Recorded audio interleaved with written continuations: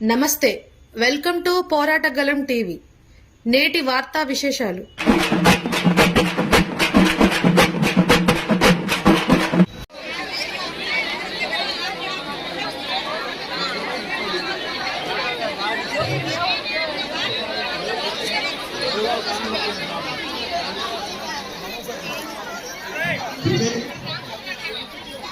నాగరాజు మీరందరూ అక్కడికి వెళ్ళి కౌంటర్లో ఈ పెన్షన్ రాలేదంటున్నా, డబ్బులు పడలేదంటున్నా. డబ్బులు పని చేసిన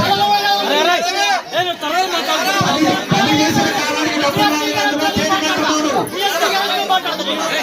ఓకే ఓకే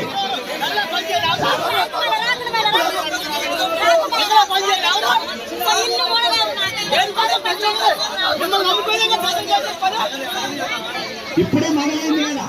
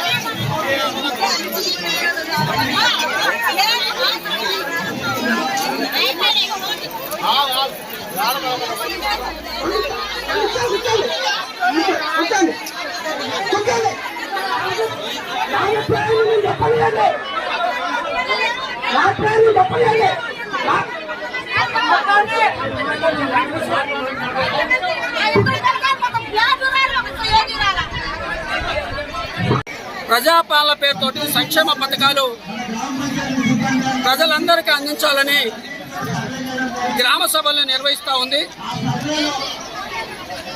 ఈ ప్రభుత్వం అధికారంలోకి వచ్చిన తర్వాత ప్రజాపాలన నిర్వహించి ప్రజలకు అవసరమైనటువంటి అన్ని సంక్షేమ పథకాలకి దరఖాస్తు చేసుకోమని చెప్పడం జరిగింది.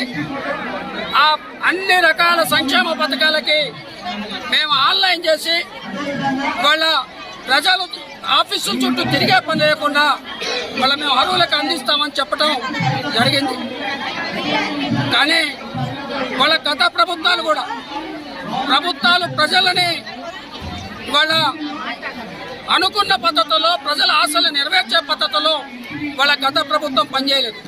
గతంలో అధికారంలో ఉన్నటువంటి ప్రభుత్వం 10 ఏళ్ళు అధికారంలో ఉన్నటువంటి ప్రభుత్వం ఇవాళ ఆనాడు ఇంటింటి సర్వే పేరుతోటి వాళ్ళ మొత్తం తెలంగాణ ప్రాంతంలో ఇంటింటి సర్వే పేరుతోటి సమగ్ర సర్వే చేసి మీకు కావాల్సిన అవసరాలన్నింటినీ మా కంప్యూటర్ పెట్లో పెడతాం, మీ ఇంటికే కావాల్సిన అవసరాలు తీసుకొస్తామని చెప్పినటువంటి ప్రభుత్వం 10 ఏళ్ల కాలంలో ఒక్క సంక్షేమ పథకాన్ని కూడా ఈ రాష్ట్రంలో ప్రజలకు అందించలేదు. అలాంటి ఆ పరిస్థితుల్లో ప్రజలు మార్పు కోరుకున్నటువంటి ప్రజలు కాంగ్రెస్ పార్టీని అధికారంలో తీసుకొచ్చారు. కానీ కాంగ్రెస్ పార్టీ అధికారంలో వచ్చిన తర్వాత సంవత్సర కాలం అవుతా ఉంది. అయినా ఇవాళ ప్రభుత్వం సంక్షేమ పథకాలు అందించే వైపు వాళ్ళ ప్రయత్నం చేయడం అనేది మేము ఒక శుభసూచకంగా భావిస్తా ఉన్నాం. మేము హర్షిస్తా ఉన్నాం. కానీ వాళ్ళ అర్హుల ఎంపికలో పారదర్శక లోపిస్తూ ఉంది. అర్హుల ఎంపికలో పారదర్శక లోపిస్తూ వాళ్ళ ప్రజలకు అవసరమైనటువంటి ప్రధానమైనటువంటి అవసరాలు ఇళ్ల స్థలాలు, వాళ్ళ రేషన్ కార్డుల సమస్య ఇంకా వాళ్ళ కొనసాగుతూ ఉంది. అందుకనే ఈ ప్రభుత్వాన్ని మేము కోరేది ఏంటంటే దరఖాస్తు చేసుకున్నటువంటి ప్రతి దరఖాస్తుదారుని పారదర్శకంగా వాళ్ళ సర్వే చేసి ఉదాహరణకి ఏంటంటే ఇందిరమ్మ ఇళ్ల కోసం దరఖాస్తు చేసుకున్నారు. పూరి గుడిసెల్లో ఉన్నటువంటి వాళ్ళకు కూడా ఇందిరమ్మ ఇల్లు వాళ్ళ రానటువంటి పరిస్థితి ఉంది. అందుకనే వాళ్ళ వేదులాపురం గ్రామ పంచాయతీలో సుమారు 2000 మంది పైగా వాళ్ళ అరువులు ఇళ్ల స్థలాల కోసం దరఖాస్తు చేసుకున్నారు. కానీ ప్రభుత్వం ఇవాళ సర్వే అధికారులు కేవలం 400 చిల్లర మాత్రమే సర్వే అధికారులు అర్హులుగా తేల్చారు. ఇది చాలా అన్యాయమైనటువంటి విషయం. అన్యాయం. వాళ్ళ అర్హులు ఇంకా చాలా మంది మిగిలి ఉన్నటువంటి పరిస్థితి. అందుకని దయచేసి దరఖాస్తు చేసుకున్నటువంటి వాళ్ళు, ప్రభుత్వం చెప్తా ఉంది మీరు ఇచ్చిన ప్రతి దరఖాస్తుని మేము ఆన్లైన్ లో నమోదు చేసామని చెప్తా ఉంది, సమాచారాన్ని మేము కేంద్రీకృతం చేసామని చెప్తా ఉంది. అందుకని ఇప్పటికైనా వాళ్ళ ఈ పారదర్శకత లోపించినటువంటి సర్వేలో మరొకసారి దీన్ని పునఃపరిశీలన చేసుకోండి. దరఖాస్తులు చేసుకోమని చెప్తాను. ఎన్నిసార్లు దరఖాస్తులు చేసుకోవాలి? దరఖాస్తులు చేసుకోవడానికి ప్రజలు విసుగుపోతా ఉన్నారు, అసహనానికి గుర్తవుతున్నారు. ఎన్నిసార్లు తిరిగినా మాకు న్యాయం జరగట్లేదని అభిప్రాయం వస్తా ఉంది. దయచేసి దీనివల్ల ప్రభుత్వం మీద వ్యతిరేకత పెరిగేటువంటి ప్రమాదం ఉంది. అట్లాంటి అవకాశం ఈ ప్రభుత్వం ప్రజలకు ఇవ్వకుండా దయచేసి దరఖాస్తు చేసుకున్నటువంటి అందరినీ పారదర్శకంగా సర్వే చేసి అర్హులకి అందరికీ పథకాలు అందించేందుకు ఈ ప్రభుత్వం చర్యలు తీసుకోవాలని, ముఖ్యంగా పాలేరు నియోజకవర్గంలో ఉన్నటువంటి పాలేరు నియోజకవర్గ ప్రతినిధిగా ఉన్నటువంటి పొంగులేటి శ్రీనివాసరెడ్డి గారు రాష్ట్ర మంత్రివర్గంలో ప్రధానమైనటువంటి స్థానంలో ఉన్నారు కాబట్టి ఖచ్చితంగా పాలేరు నియోజకవర్గం నుండి పేదలందరికీ న్యాయం జరుగుతున్నటువంటి నమ్మకం ఇవాళ పాలేరు నియోజకవర్గం ప్రజలకు ఉంది. రాజకీయ పార్టీలుగా మాకు కూడా ఆ రకమైనటువంటి నమ్మకం ఉంది. దయచేసి పొంగులేటి శ్రీనివాసరెడ్డి గారు వెంటనే చొరవ చేసి పాలేరు నియోజకవర్గంలో ఉన్నటువంటి పేదలందరికీ అర్హులైనటువంటి పథకాలకు దరఖాస్తు చేసుకున్న వారికి ఆ పథకాలు అందించే దానికోసం ఆయన చొరవ చేసి న్యాయం చేయాలని కూడా గౌరవ మంత్రి గారిని కూడా ఈ సందర్భంగా కోరుతా ఉన్నాం. ఆత్మీయ భరోసా సంబంధించి ఈ ప్రభుత్వం ఆ రోజు ఎన్నికల నాడు వాగ్దానం చేసింది.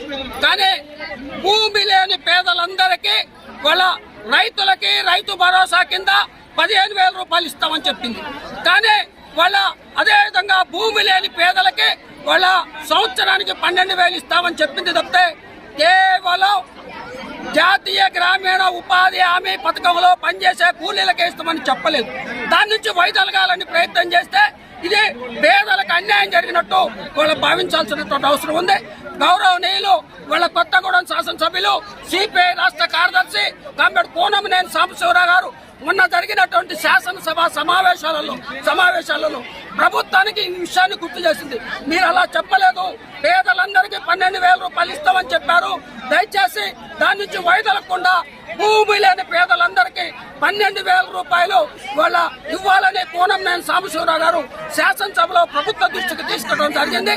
దయచేసి ఇది ప్రభుత్వం గుర్తించి గ్రామ సభల్లో వాళ్ళ పేదలకు ఉన్నటువంటి అభిప్రాయాన్ని, పేదలు పడుతున్నటువంటి ఆవేశాన్ని గుర్తించి తక్షణమే ఆ నిర్ణయాన్ని మార్చుకొని భూమి లేని పేదలందరికీ కూడా 12,000 రూపాయలు ఇవ్వాలని కూడా మేము డిమాండ్ చేస్తాం.